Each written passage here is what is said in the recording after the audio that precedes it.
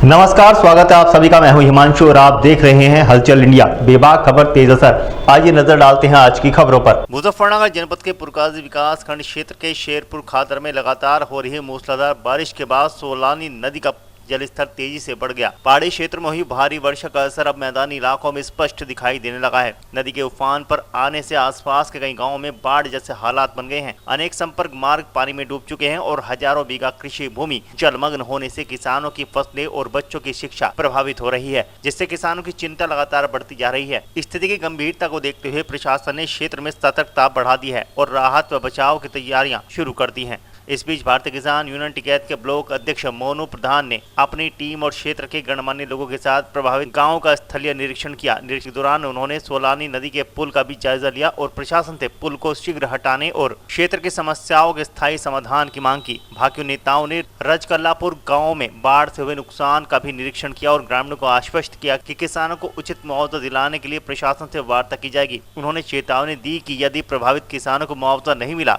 तो संगठन बड़े स्तर पर आंदोलन करने के लिए बाध्य होगा। निरीक्षण के दौरान रजकल्लापुर स्थित सरकारी विद्यालय की बदहाल स्थिति भी सामने आई। विद्यालय परिसर में पानी भर जाने से शिक्षण कार्य पूरी तरह प्रभावित हो गया। बाकी नेताओं ने कहा कि सरकार को ऐसी गंभीर समस्याओं पर तत्काल ध्यान देना चाहिए। विद्यालय में जलभराव के कारण बच्चों की पढ़ाई बाधित हो रही है और उनका भविष्य भी प्रभावित हो रहा है। ग्रामीणों ने प्रशासन से तत्काल राहत जल निकासी की व्यवस्था, किसानों को मुआवजा व प्रभावित मार्गों को शीघ्र शुरू कराने की मांग की। क्या समस्या है आपकी?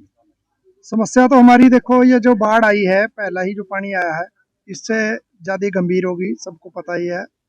मीडिया के जरिए सब लोग देख रहे हैं खबरें। तो हमारी जो समस्या है, ये पुल है, जो ये पुल एक बांध की तरह काम कर रहा है कि ये पुल जो है लग गया आगे और ये पानी रोक लेता है और सारे क्षेत्र में इसका पानी फैल जाता है। तो कुछ हमारे लोग जो थे, दो चार जैसे भी सवाल करा था मीडिया बंधु ने कि भाई उन्हें क्या दिक्कत है, मतलब उन्हें जाने की परेशानी है। तो मैं बताना चाहूँगा कि हमारे बराबर में ये भाभी जी खड़े हैं, इनके खेत हैं यहाँ से लेके, और इन्होंने अपने रास्ता बना रखा है और ऐसे ही जो दो चार लोगों के खेत हैं वो भी तैयार हैं, ऐसी कोई दिक्कत नहीं है।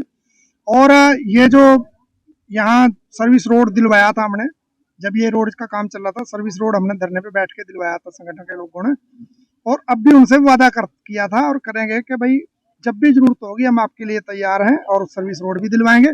और उसका पक्का जो समाधान है वो सर्विस रोड है। इस पुल को उपड़वाना जो है ये समाधान है। 80% समस्या का समाधान हो जाएगा खादर का अगर ये पुल उखड़ता है।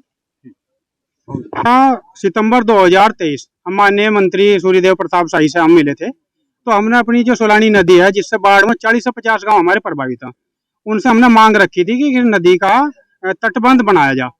तो उन्होंने हमारे सामने ही तत्काल में ही जल शक्ति मंत्री पे फोन किया और अगले दिन 13/9/2013 को हमें लेटर इशू कर दिया।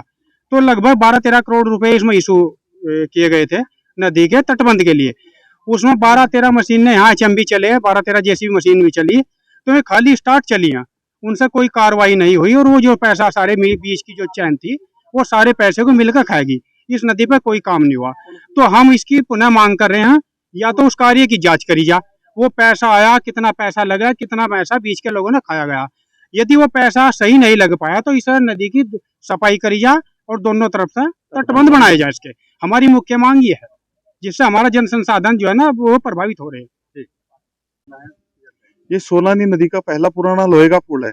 यहाँ पर आने जाने का रास्ता नहीं था, इसलिए पुल बनाया गया था आवाजाही के लिए। अब NH ने बड़ा पुल बना दिया यहाँ पे, उस पर भारी वाहन जाते हैं। इस पुल की वजह से यहाँ पर समुद्र सो घास जो भी कुछ कबाड़ आता वो फंस जाता, तो पीछे पानी की ठेल लगती।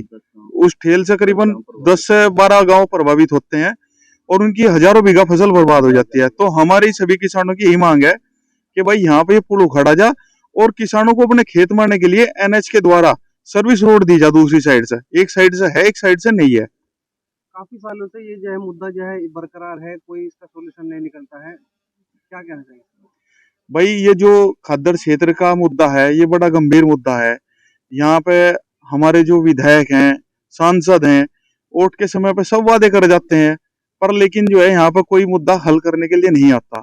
आज हम भी देख रहे हैं 15-20 साल से कि यहाँ पे बांध बंधेगा, बांध बंधा नहीं, लेकिन किसान बन चुका कर्जे में। यहाँ का जो किसान है वो बैंक में गिरवी रखा, वो हर जगह गिरवी रखा, उसकी फसल नहीं हो रही, वो अपने घर का पता नहीं कैसे कैसे खर्चा चला रहा। लेकिन वो जो है बन चुका किसान, तो बांध के रूप में किसान बन चुका। 10-12 गाँव आपने जो है बताए हैं प्रभावित हो रहे हैं, वो जो है चारा वगैरह जो है पशु किस तरह खा रहे हैं, किस तरह लोग रह रहे हैं, क्या वो सब 10-12 जो गांव हैं, चारा भी खत्म, फसल भी खत्म, वो अपने घर से कहीं दूसरे गांव में भी नहीं जा सकते। उन्हें जो है क्या नाम, अगर हवाई सर्विस मिलेगी तो वे जा सकते हैं दूसरे गांव में, अन्यथा अगर वो कोई बीमार हो गए या किसी महिला की डिलीवरी होनी तो वे अपने गांव से भी नहीं जा सकते। 4-4, 5-5 फुट पानी है। कई बार जो है यहाँ पे नाव का इंतजाम किया जाता है, तो उससे भी जो है लोगों को नाव से राहत मिलती है यहाँ पे। नाव के द्वारा जिन गांव में जाने का रास्ता नहीं है, उन गांवों में नाव के द्वारा यात्रियों को ले जाया जाता है।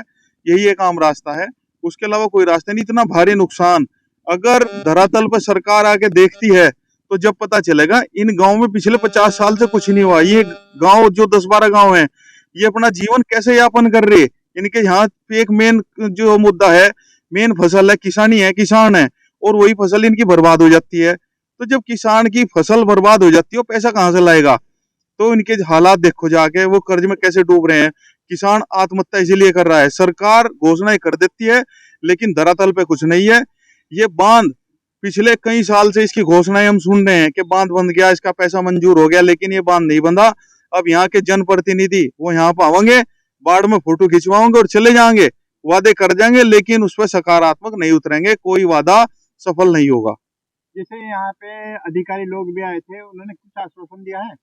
हाँ, हमारे जिले के जिला अधिकारी आए थे, बड़े अच्छे हैं हमारे जिले के जिला अधिकारी। उन्होंने आश्वासन दिया इस पुल को उखाड़ने का। हम उनसे की बात से सहमत हैं। उन्होंने 4-5 दिन का वादा किया इसे उखाड़ने का। तो जैसे ये पुल उखड़ेगा, यहाँ के किसानों को बड़ी राहत मिलेगी। इधर के किसानों का कहना है कि हम पुल जब उखड़ने देंगे अगर इधर हमें रास्ता मिलेगा, क्या कहना हमारी मांग दोनों है। पुल के साथ साथ हमारी जो है सर्विस रोड की मांग भी है।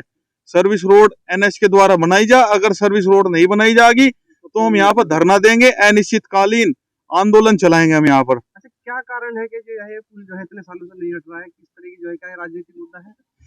ये राजनीतिक मुद्दा कहो या गूंगी बहरी सरकार कहो या सरकार को बदनाम करने की साजिश कहो, जो अधिकारी हैं, सरकार अच्छा काम कर रही है, लेकिन जो अधिकारी हैं सरकार के, वो सरकार को बदनाम करना चाहते हैं। वो पहली सरकार से उनकी कहीं ना कहीं साठगांठ है उन अधिकारियों की, तो वो इस सरकार को बदनाम करना चाह रहे, किसानों के काम नहीं करना चाहते। अगर वो किसानों के काम कर देंगे तो फिर उन्हें जो है क्या नाम, कोई कहेगा क्यों सरकार को। तो सरकार को बदनाम करने की साजिश है सब चीज।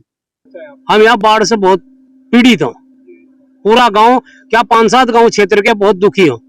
अगर इसका बांध बंध जा तो हम खुश हो सकें। हमारी फसल 2017 तो हम परेशान है, हमारा कुछ नहीं है।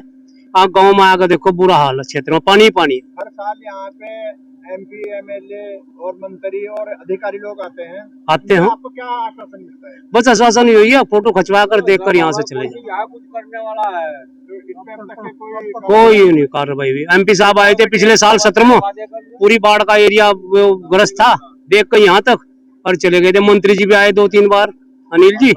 हर साल हम बस फोटो ही खींचे और निकल जाए।